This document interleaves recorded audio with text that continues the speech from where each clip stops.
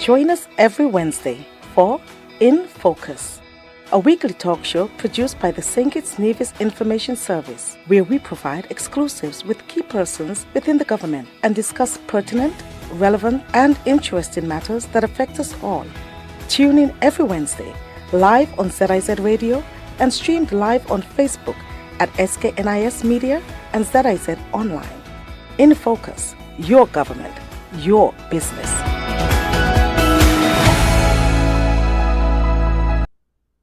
Ian Richards welcoming you to InFocus, a weekly program where we take a closer look at what's happening within and across the government of St. Kitts and Nevis, your government. The UNESCO Manning the Biosphere Committee, or MAB Committee as they are commonly known, in partnership with the Department of Environment, is implementing a sensitization project on the elimination of single-use plastics in the St. Mary's Biosphere Reserve. Now, the project focuses on raising awareness, collecting data, and consulting experts on the most effective ways to support the St. Mary's Biosphere Reserve and the wider Federation in making this transition away from single-use plastics. Joining us for this important conversation is Telca Wallace, National Coordinator for the St. Mary's Biosphere Reserve, Lynelle Morton, Environment Officer within the Department of Environment, and Dr. Kimberly Stewart, Director of the St. Kitts Turtle Monitoring Network. Stay with us as we delve into this topic. It's InFocus, your government, your business.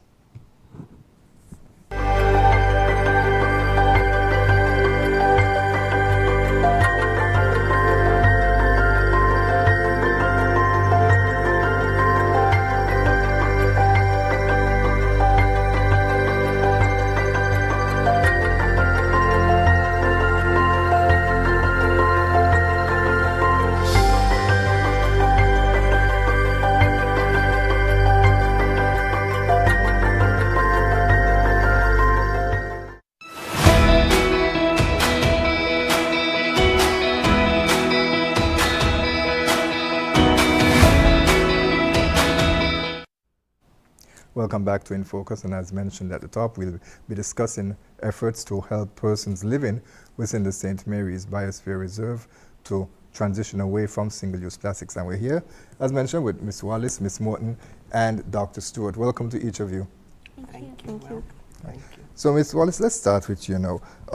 And persons who are looking at this program would have seen some pictures of graphics that covers the St. Mary's Biosphere Reserve. Tell us a bit about what the Biosphere Reserve is. The Biosphere Reserve is part of the World Network of Biospheres, and it's on the UNESCO program. The Biosphere Reserve in St. Kitts and Nevis covers the area from around the Canada Estate area down to Atlas, like the Grange. The Biosphere Reserve is set aside as an area of biodiversity, historical and cultural value, where people live in harmony with the environment. The important, we hear about protected areas, but the important thing about the St. Mary's Biosphere Reserve is that even though it is protected, like the core areas, it has two core areas, the marine core area and the terrestrial core area. And they are considered protected under different stakeholders within the government sector. But what the MAP program does is assist and train and teach and encourage persons to live and thrive in the biosphere in a collaboration with nature, without damaging the natural habitat. No, you said the MAB committee. You're speaking about the man in the Biosphere Committee. Yes. And we want to talk a bit. Committee. Right. So we'll talk about that a bit later. But what makes this area so unique? What is so special about that area? The area is special because of its ecological value, its environmental value, its historical value, and cultural value. Meaning we have endangered species of turtles and birds that come to the area. We also have flora and fauna that are indigenous to the area. When we look at that particular area, it also have waterways, and under the Sustainable Development Goals, that waterways are considered to be of deep national value. Access to water, and yes. Access to water. And so those areas, for generations, historically for generations, our people were using those rivers to wash in, to bathe in, to catch water.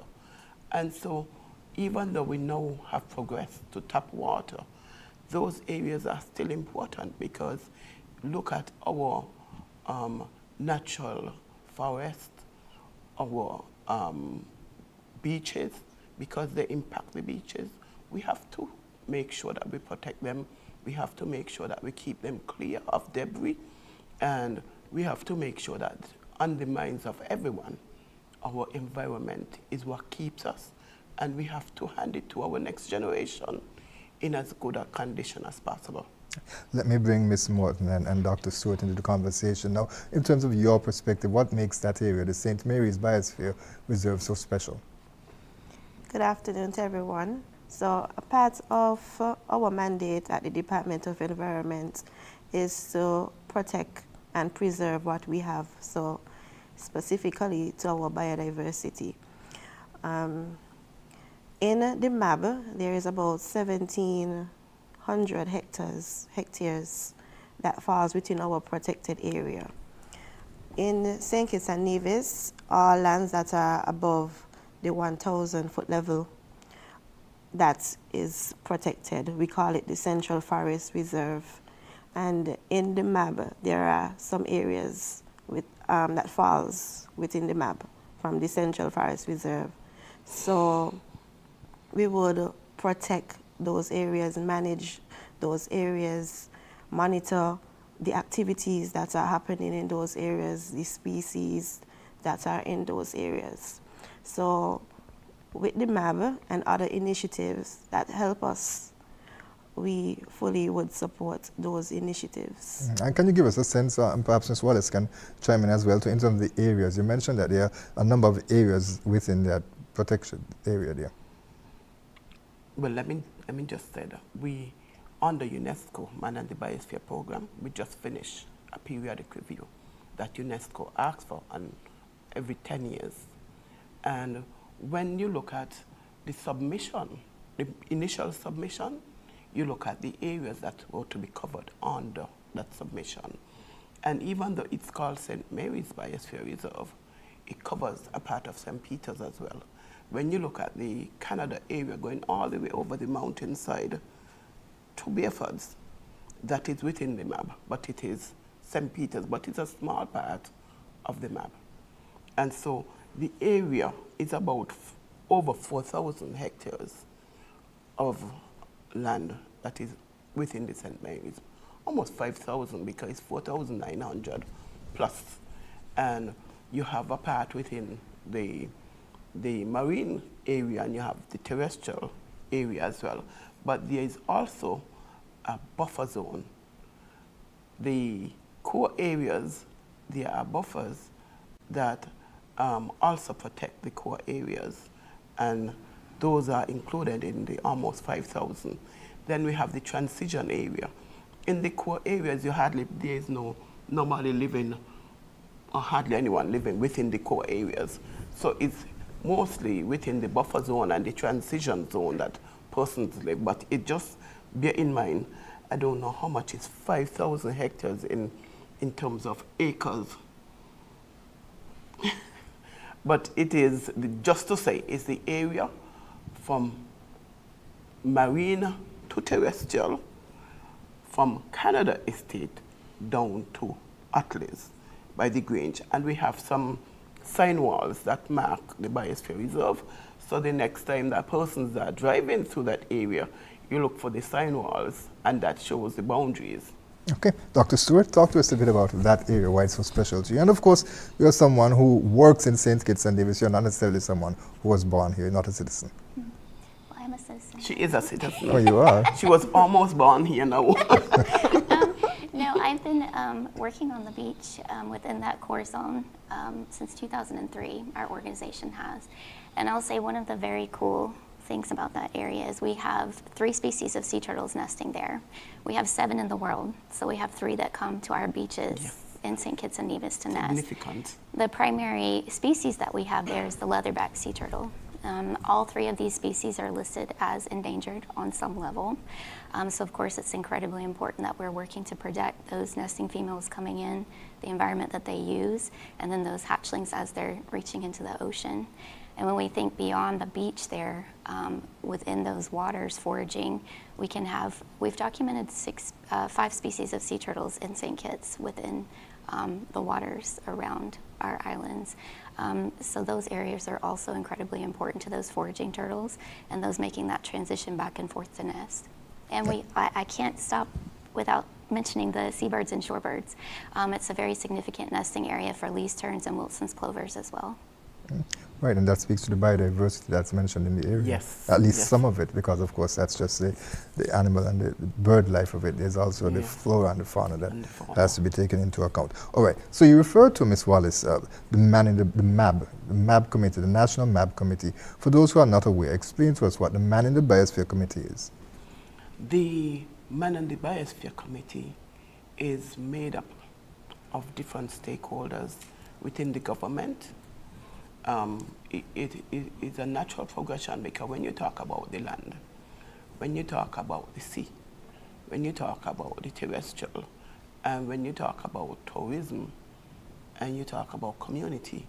So we have persons from tourism, we have from environment, and we have interest groups such as the Sea Turtle Monitoring Network.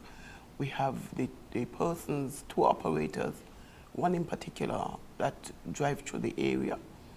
And we have community persons who are on the committee, community persons who have business in the area, and like community activists who are on the committee, because when you are dealing with communities, you want to make sure that you get the voice of the community. Also, we want to make sure that we get the voice of everyone, all stakeholders within the community. So the MAB committee is managed by UNESCO Secretariat, the National Commission for UNESCO, and a lot of our work goes through UNESCO Paris, where we have Ambassador David Doyle, who is our permanent delegate to UNESCO. And so it's a whole host of different stakeholders that come together from time to time to look at how the MAB is being run, what we need to do, projects that are being implemented, and monitoring and evaluating them. So it takes, we always say, an all-of-society approach to managing the MAB because of the importance of the MAB area. Right. Can you give us a sense of when this relationship with UNESCO was formed? Well, the groundwork started in about 2009. Yes. Myself and Dr. Stewart have been there as volunteers from since then, 2009 until now. And then the St. Mary's Biosphere Reserve was inscribed as part of the World Network of Biospheres in 2011. Okay. So from then, the official, but then from as late 2008, 2009, we started to gather the information needed to be considered a biosphere reserve. And Dr. Stewart, any memories that you care to share back from when it was being established? Lots of hard work, lots of collaboration. It was very exciting to be able to share the scientific data that we've been collecting for something this significant, and we were very happy to do so. We all were on the beaches at night together too, experiencing the different aspects of the Biosphere Reserve that we all worked in and felt were important, so that was a lot of fun. And it's incredible to think we've come this far. Johnny. And it's truly a remarkable asset for not only St. Kitts and Nevis, but we're very important. This is throughout the Caribbean, the first English-speaking MAB designation within the English-speaking Caribbean. Was it difficult to get that designation from UNESCO? Well, we were inexperienced, but St. Kitts and Nevis got the first designation within the English-speaking Caribbean. And it was the first until last year. I believe it was last Tobago got to be inscribed. But it was difficult because if we can go back to last year when we were dealing with the review, it was a technical document that was so difficult that the UNESCO had to send in a consultant to assist us because the designations speak to certain things and you have to do what the designation speaks to. And so we had to go back to the communities, we had to do surveys, we had to consult with all of the stakeholders and put their feedback. And we had to look at the marine resources, what is affected, how was it then, is it the same now? Has the landmass changed? What has changed? Has there been any degradation in terms of the national assets within the map? Has there been the boundaries been affected by anything? And all of those data had to be collected and put in a way that would be accepted by the World Network of Biospheres and the committee that is put in place. As a matter of fact, we have gotten back one feedback because you have to go through several different rigorous assessments.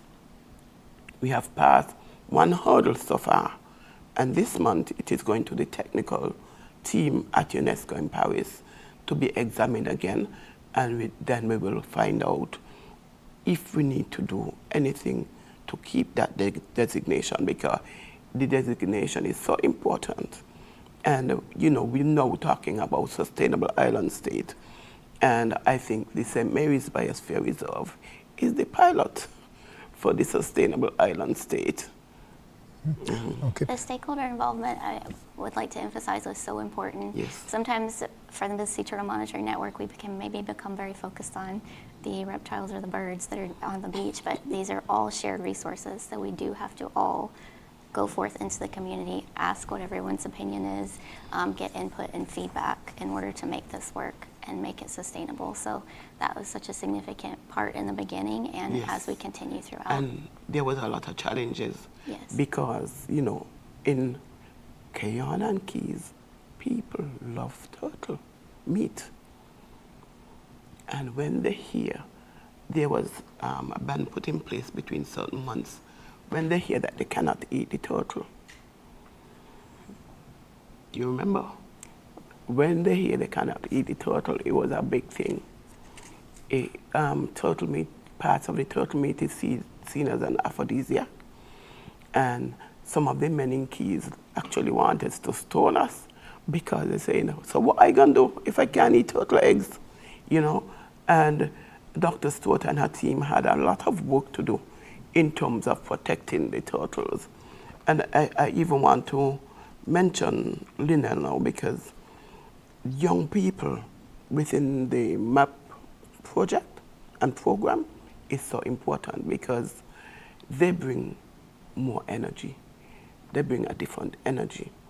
And so over the past, I think 5-6 years, Lynelle have been a part of the committee, and we have a core team that write projects, and these projects go towards continuing the work within the map. Right. Okay. So let's, Ms. Morton, direct some questions, in the sense that, as being a member of the committee, first of all, how important is it, do you see it in terms of being a young person representing on that committee to ensure that the work of the committee is carried out? Okay, so when I first started in the MAB and being involved, the first time I actually started was when I was at Keyon High as a teacher, with being a part of the environmental club. But then as I moved on to the Department of Environment and I worked closely with Mrs. Wallace and her team, I advocated for a co-management approach between the MAB, getting the community involved rather than government officials driving and pushing the activities, initiatives within the map. I did not want that. I wanted the community to appreciate what we were doing and to be involved. So I have just been the voice, pushing community involvement. We would go on the road and do surveys, speak to the community members, and see how we can get more community members involved. So when we sit down and write a project, it is about how can we get more persons involved. So one of the ideas we have is that we want to do an arch. So when you're coming into the St. Mary's Biosphere, you know that you have entered, you have arrived, you have transitioned. So we as young people, that is how we go about it. And I imagine that you would have used your connections as a former teacher to involve the students within the area. When I was a teacher, as an employee now at the Department of Environment, I mostly help with the writing of the projects, which we were successful with 2. This is the second one. And now we have the opportunity to now get it off the ground and go and push it. So yes, now we are actually getting to implement what we started. So yes, now I can involve students. It's sad though that most of them, they have graduated. So the students that are there now, they are a new set of students. Well, there's always an opportunity to engage them further as the project begins to roll out, and we'll talk a bit more about that project. But Ms. Morton, again, I want to touch on the fact that you're representing the Department of Environment, and of course, Ms. Wallace would have mentioned that St. Kitts-Nevis is transitioning to a sustainable island state, and also mentioned that there are a number of agencies, government agencies, that work to protect the MAB area, or this biosphere area, excuse me. Can you talk to us specifically about the roles and responsibilities of the Department of Environment in this regard? Well, recently we adopted the MAB. So the MAB is now under our ministry. Before it was under Ministry of Education, and now it is under our ministry. So now we get the chance to push the MAB idea, the concept, to the general public in St. Kitts and give whatever support we can. Before the adoption, our role was to contribute to the discussions and the activities that were happening within the MAB when it came to environmental matters, conservation matters. That was our role within the MAB. So the committee, actually, it was broken down into groups. So we had the environmental side, we had the education side, which I was a part of the environmental. Mrs. Wallace can add the other sections. But yes, my role, and I think even Kimberly may have been in that committee for environmental matters within the MAB. Yes. We also have a media team, and we have an agricultural team where we have farmers from the community on that committee, and we have a tourism. So because we have members from the tourism sector as part of the committee, we look at how we can package the MAB area as a tourism product, and we look at what areas are so important that we want the general public to be aware of on a regular basis. So we have a website, we have a Facebook page, and we post regularly on there. We have a... What's the Facebook page? Oh my God, you're asking me a wrong question. I'll have to give you that at You another can give time. that a break, yes, right. Yes, at the break. But we have a core team, which has been very critical over the past few years, because see, having the MAB is one thing, but the MAB is an animal that you have to feed. And so we have a core team of young person who assist in writing projects, and Lynelle is on that core team. We have a young guy by the name of Nikhil Sutton, and we have another young lady, Naya Namayumba, Lynelle, and Tricia King has been part of that committee as well. And now we have a student from CFBC, a young lady, Natalia Thomas, who came out of one of Lynelle's I would have taught her, yes. classes. And she actually came to UNESCO and asked to continue because she's now not in the Environment Club because she's at CFB. So we have her as part of our team, the core team to write projects and to assist in the youth, involving more young people in the MAB. And Dr. Stewart, can you tell us a bit about the St. Kitts Sea Turtle Monitoring Network and who makes up that network? Sure. We started work here in 2003, and we were focused on just getting an idea of what the populations were for sea turtles in St. Kitts and Nevis, primarily St. Kitts. There's a Nevis turtle group in Nevis that monitors all of those populations, but we monitor the nesting beaches. We also do offshore capture of sea turtles and bring them in. All of the animals that we document are also given health assessments, so we're looking at health of the population overall. We have a wide variety of volunteers from both the community, and the veterinary school makes up a large component of our volunteer base as well. And I love the discussion here of involving young people, because another primary component of our volunteer base is going to be our sea turtle campers who are now junior conservationists. We started that program in 2007, and we've had around 1,500 children come through it since then.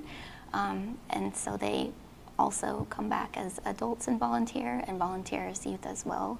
Nikhil Sutton was one of those who started when he was 8 years old and was out patrolling for leatherbacks as well. So we also accept international volunteers to come in. Sometimes it may be another country that's interested in learning how to perform health assessments, and so they'll send reps in so they can gain further training. Sometimes it's individuals that come in and donate 2 months of their time to help us volunteer as well. So it's a very broad base. Right. Okay, so of course the government of St. Kitts and Nevis now would have implemented a ban on single-use plastics, and we're going to speak about that ban because you're here today to talk about a project that is being implemented by the MAB to assist with that ban in terms of sensitizing persons within the area. But before we do that, we're going to take our first break, and actually I think it will be our last break because we're almost halfway through the program already, if you can believe it. So stay right there. We are going to take a quick break. Viewers, listeners, we'll be right back with more In Focus. If you haven't done it as yet, please do it today. Subscribe to our YouTube page at SKNIS Media for regular updates, live coverage, and even more information on your government. While you're at it, like, share, and interact with our Facebook and Instagram pages at SKNIS Media and SKNIS Info.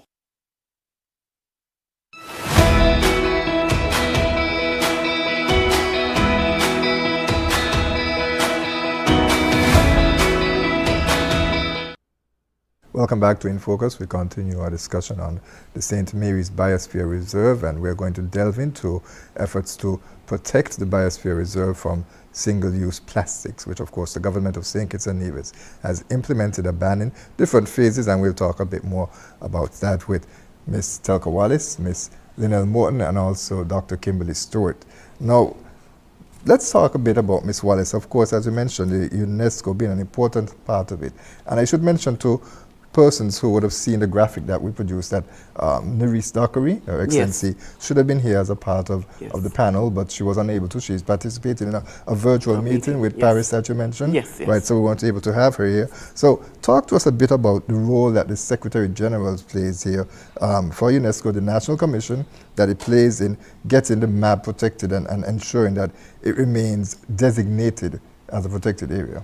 Well, over the past 15, almost 20 years, the MAB, the UNESCO have had 3 different Secretary Generals.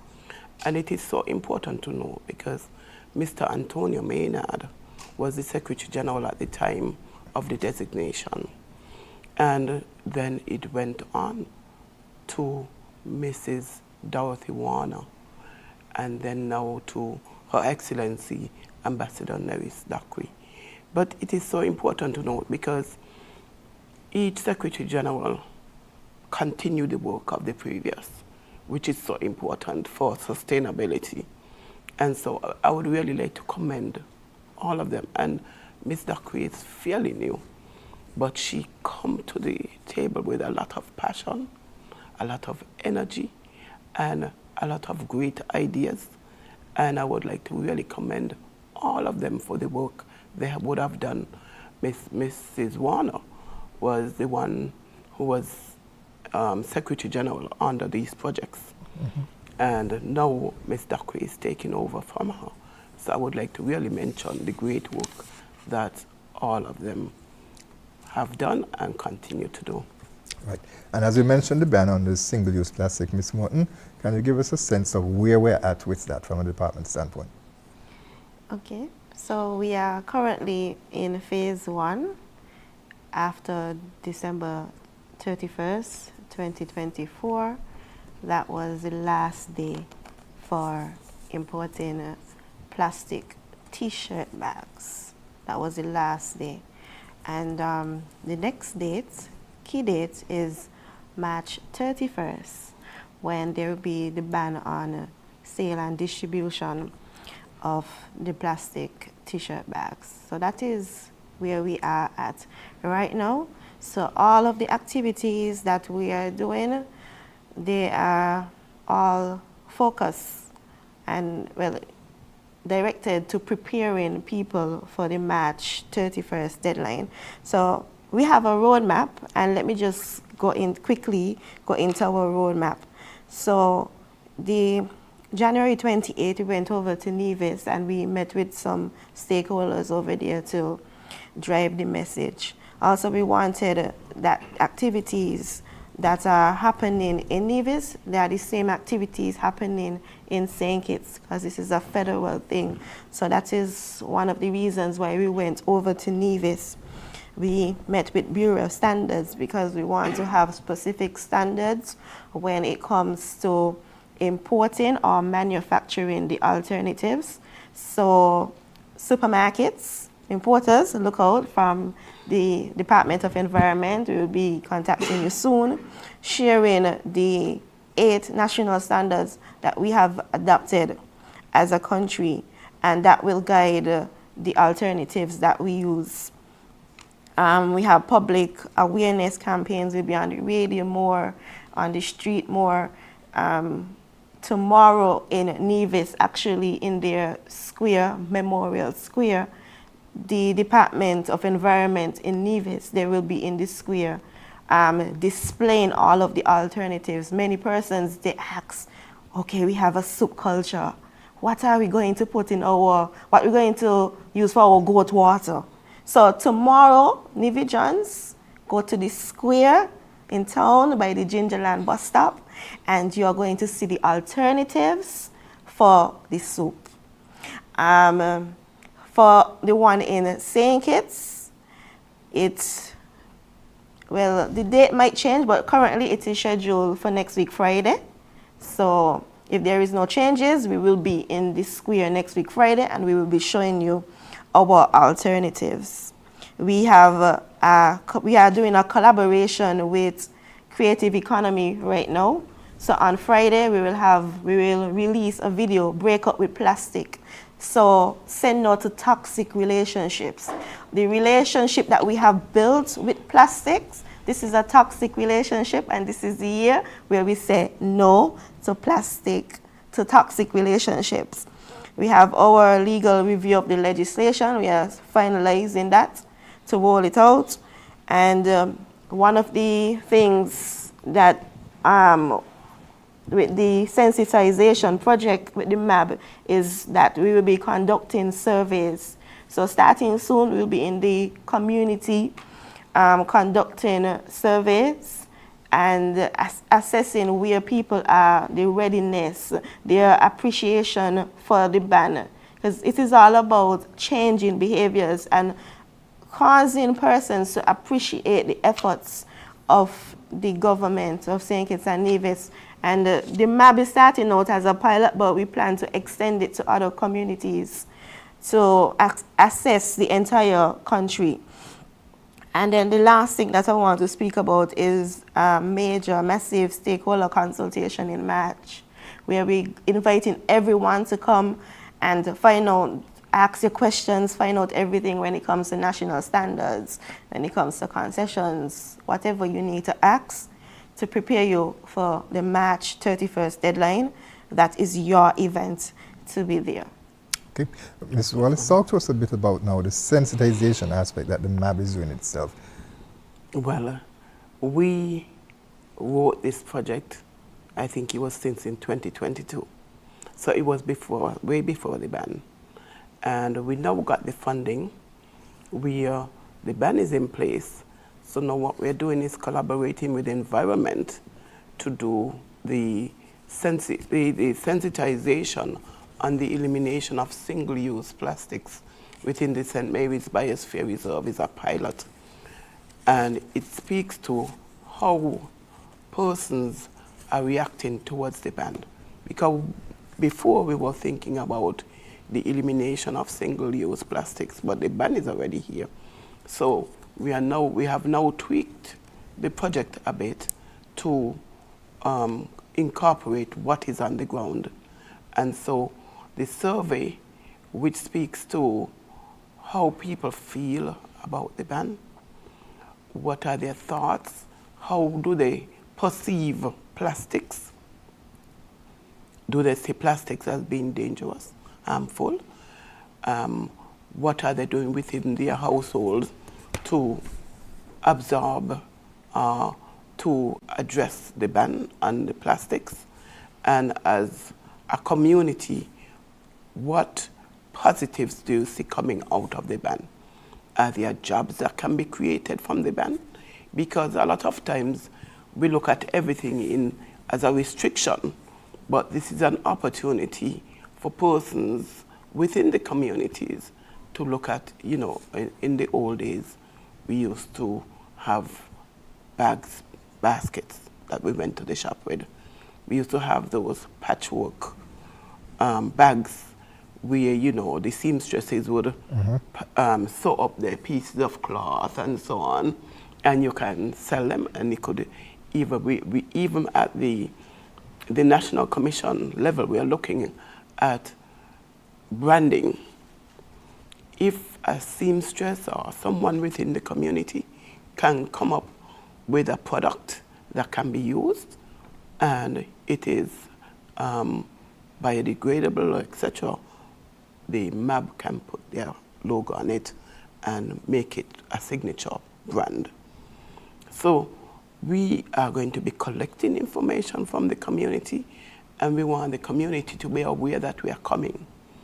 And it is the communities between Canada, Keys, Cayon, Atlas.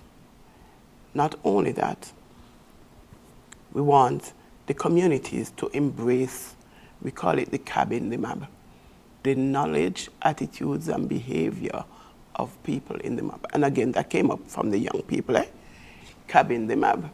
And so we want persons to embrace this, because this is a way for us to know where we are, to do a measurement of where we are. And so when this information comes back and it is analyzed by yours truly, because Lynelle is very talented in that she came up with the questionnaire, and we were able to look at it. The Secretary General, myself, and others have looked at it to make sure that it reflects exactly what we want to go out there with. So when the information comes back, we will be able to analyze that data. And a lot of times we say in our country that we don't have data. Right. We don't have information. So at the MAB level, we are now putting this footprint on the plastic ban, where we have collected data from the community, and we will store the data so that we can send it to Paris, we can send it to everywhere. And then a lot of times when you, someone asks, what is the community profile? We want this information also captures, if you can see some of the things that it captures, is 5 areas. Okay, so the sections, I'm trying to remember. So one section has to do with the knowledge of the single-use plastic ban. So are the community members aware? The next one is if they are knowledgeable of or appreciate the ban, the reason for the ban, do they know the alternatives? So it's basically assessing their knowledge, if they see the initiative as something that is good, that is worthwhile. Yes, Ms. Wallace reminded me, the demographics and all of that is at the beginning, but the meat of the survey is really assessing the knowledge of the ban and how people appreciate, if they appreciate, if they're looking forward, or are they totally against the ban. And then hopefully after this survey, then we will do a next assessment after to see if there was any change after. Because we're trying to change behaviors. That is what we're doing. We're trying to achieve from this project, the change of behaviors. Right now, people might be a bit not too welcoming to the ban because they don't, maybe some persons, they don't understand certain aspects of the ban, and this is one reason why we are having the interactive sessions in the square to show persons the alternatives, because that is the #1 question that we get. What are the alternatives?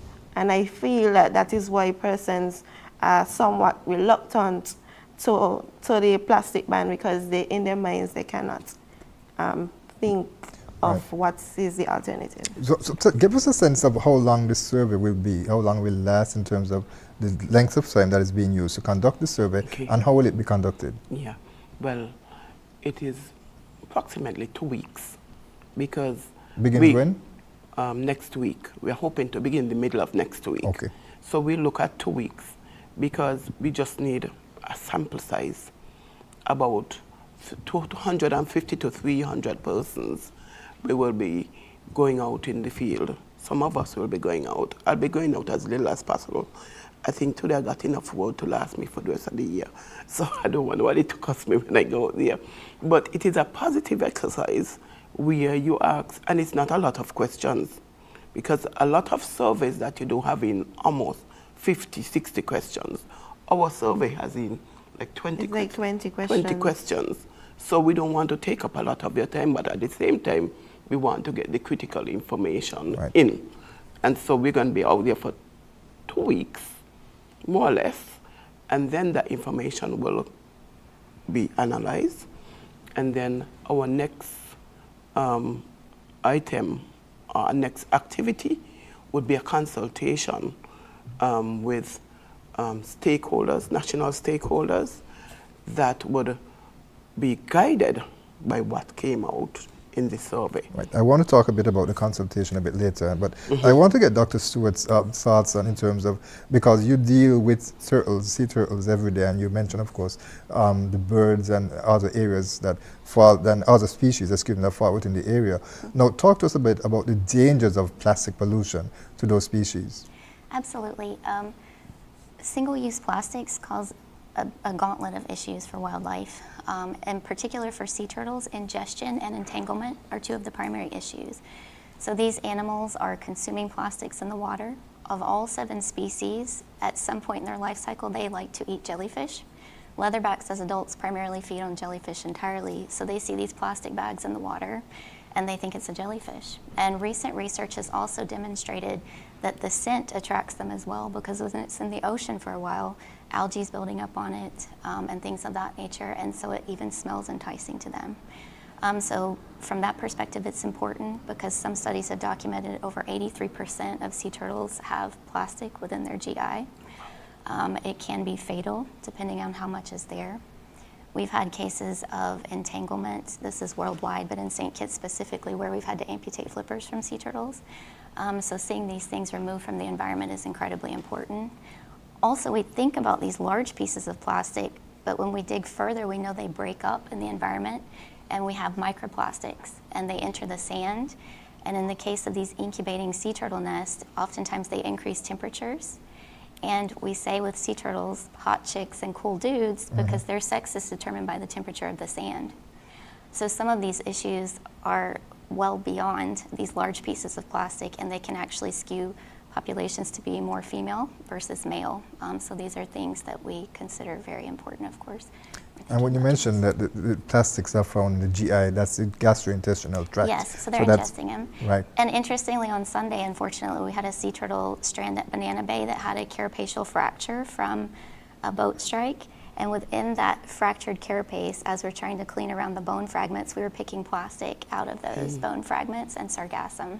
So it's just showing you that as she was tossing in the surf there, plastic was also being tossed into her wounds. So it's ubiquitous at this point, and this is an incredible step that we're taking. It's very important. And even more so important as the fact that you mentioned that they're on the endangered species list. Yes. They must be protected. Yes, absolutely. If we would like for our children to see them and grandchildren, we really have to act now to make sure that we're protecting them. Our leatherback populations right now are on a significant decline, so within the Northwest Atlantic, so anything we can do to assist them in survival is incredibly important. Okay, let's talk a bit about this national consultation that you mentioned now, Ms. Wallace. Tell us a bit about that. The national consultation that is being envisaged, it comes out of the information that we would have gathered from the communities. And so it would inform media packaging, because it's a sensitization project.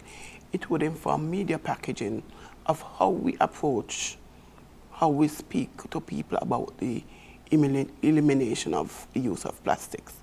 When we get that information and we analyze it to see how people feel, then we can package our communication to be less threatening, to be more informative about what can be used and assist the government thrust in the elimination of the plastics.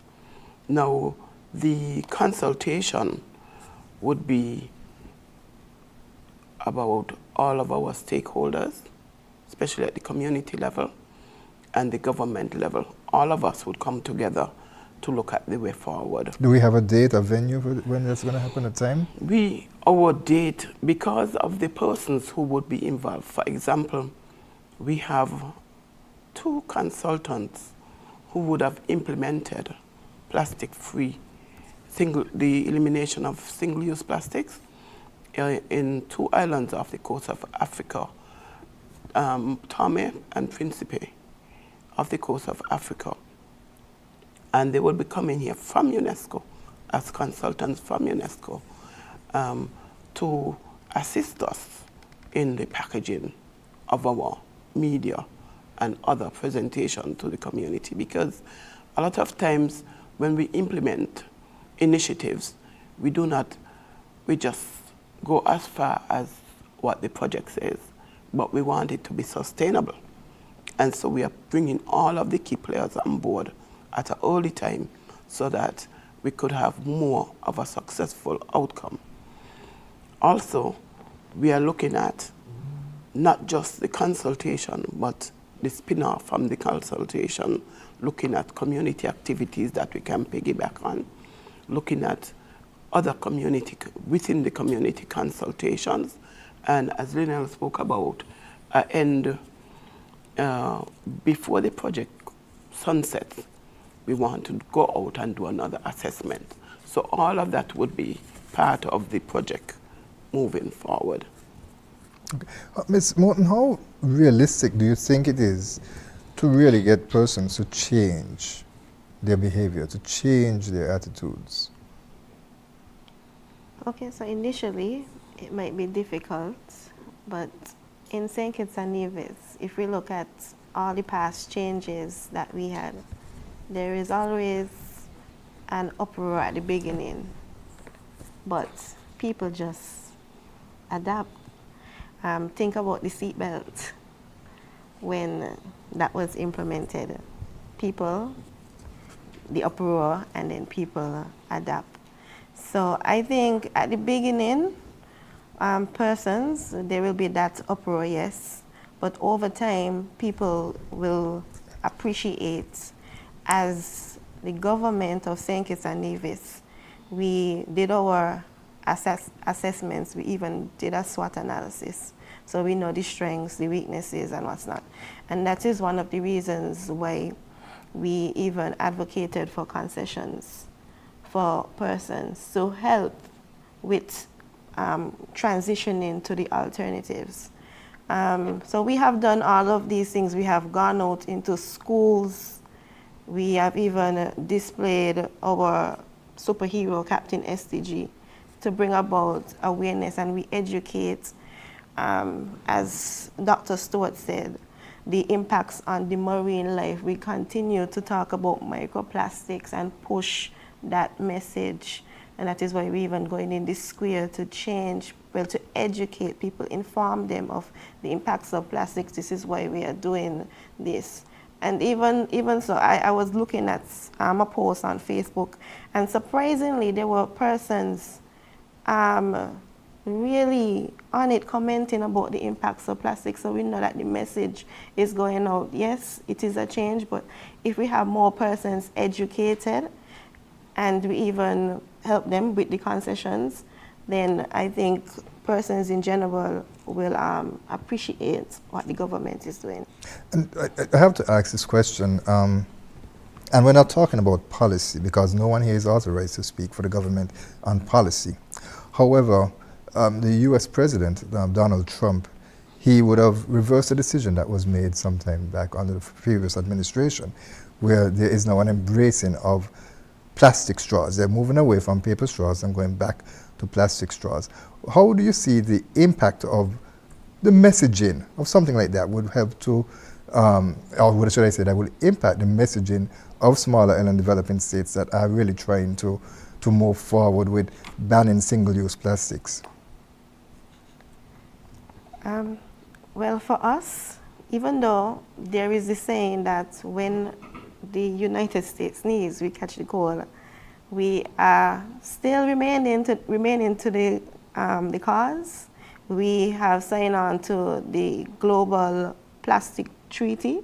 So, and many of the Caribbean countries, they have done that as well. We are one of the last to even implement a ban. So we stay committed to that despite the US decision. And that is what we're doing as a country. I also want to say that there are persons out there who are already recycling, like the Taiwan mission. And that in 2021, as a UNESCO project, we did a sustainable livelihood camp in Keon for the Keon primary and high school students. And part of the camp looked at a scavenger hunt where we went on the beach and we looked at like styrofoam that end up on the beach, plastics that end up on the beach. And then we went back into the classroom and we spoke about the length of time it took for these items to decompose. And coming out of that training, the students of the Keon Primary School started to recycle their plastics. And so there are things going on. And so this initiative from government is only going to strengthen those things. And we have to also look at the bigger picture. Our landmass is small, and we are impacted by climate change. And these items exacerbate, as Dr. Stewart talked about, the plastic generating more heat on the sun, and that cause the turtles to come out the cooler temperature. The sex. Right. Affects the sex of the turtle. And so we have to go from an informed point of view. We can't be emotional about how we feel about this or that. We have to deal with data, facts that is on the ground. Dr. Stewart? Yes. When we're looking at sea turtles and other animals within the environment, they're keystone predators, so they're bioindicators of what's happening in our environment, and they're giving us a clue on what could be happening with us soon or what is happening with us. Mm-hmm. So even when we're thinking about those microplastics, as Ms. Wallace said, within the sand, but also we're finding them within sea turtle eggs, and aren't we also finding them within humans now as well? Yes. So they're everywhere, and we really have to, as she said, focus on the data, focus on our scientific findings and what is best overall. All right. Okay, so we're just about 5 minutes left in our program. Talk to us a bit about how UNESCO is supporting this initiative. I understand that funding is an important part of this as well. Yes, it is based on the funding.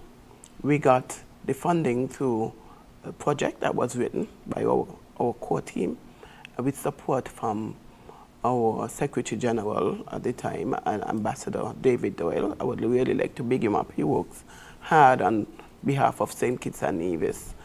And the funding is separated into, it's not big funding, but it is enough to keep us going. And it is separated into different areas of funding where we have funding set aside for school visits.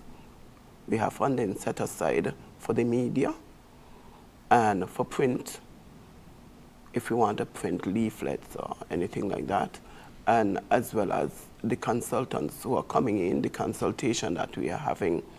And so at the UNESCO Secretariat, there's a small team of persons, but they work very hard to support whatever is going on at the ground. So as I did before, I just want to big up the Secretary General, Her Excellency Ambassador Nerys Dockery, and her small team that do big work. They do big work.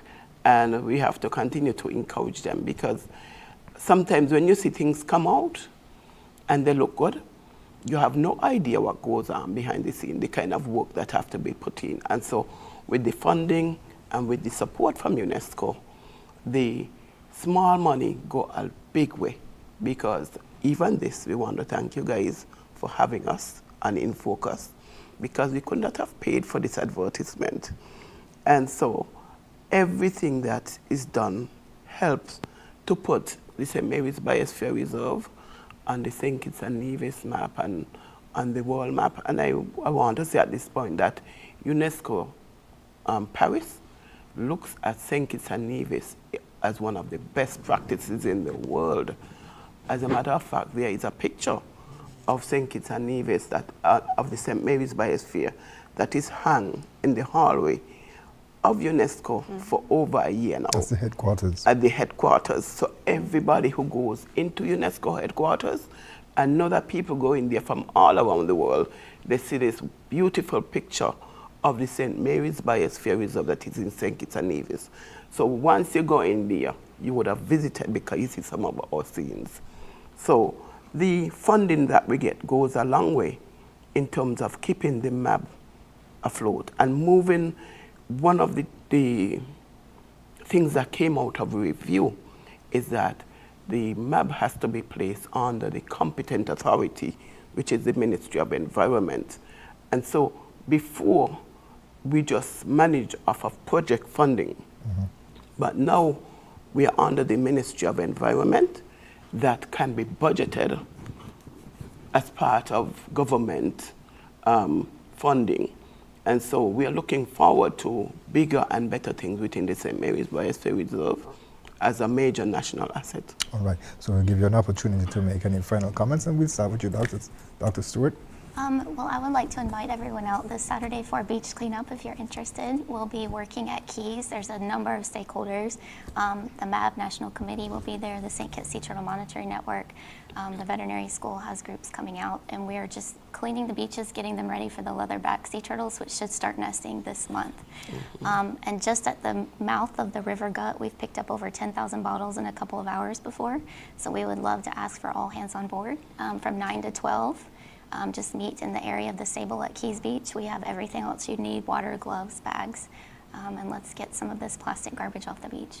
Ms. Morton?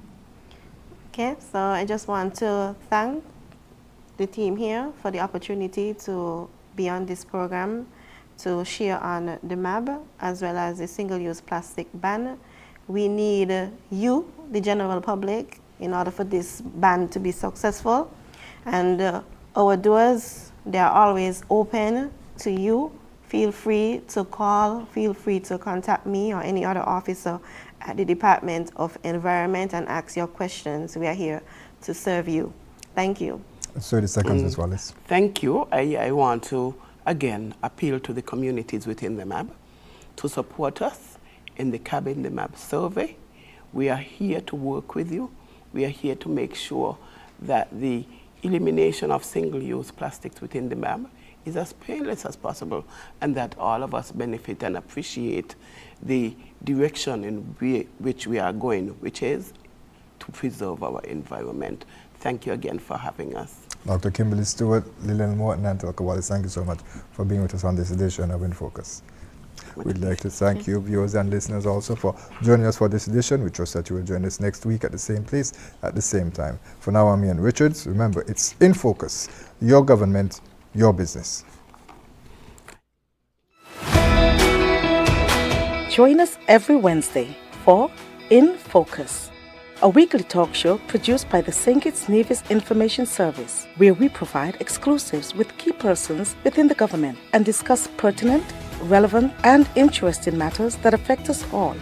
Tune in every Wednesday, live on ZIZ Radio and streamed live on Facebook at SKNIS Media and ZIZ Online. InFocus, your government, your business.